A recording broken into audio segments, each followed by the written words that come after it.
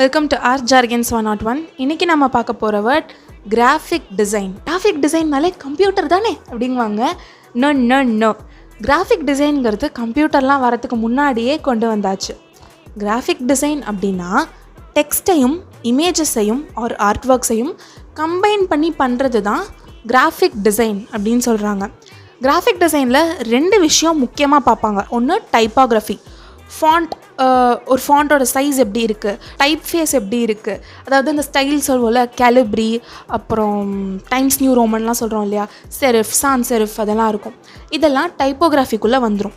இன்னொன்று mark making, வரைகிறதோ இல்லை ஒரு இமேஜை நம்ம எப்படி சிம்பிளிஃபை பண்ணி, இப்போது ஆப்பிளோட லோகோ இருக்குல்ல, அதை பார்த்தோன்னே ஆப்பிள் மாதிரி இருக்குல்ல, அதெல்லாம் தான் mark making. Logo making, logo designing, இது எல்லாமே வந்து மார்க் மேக்கிங்குள்ளே வந்துடும்.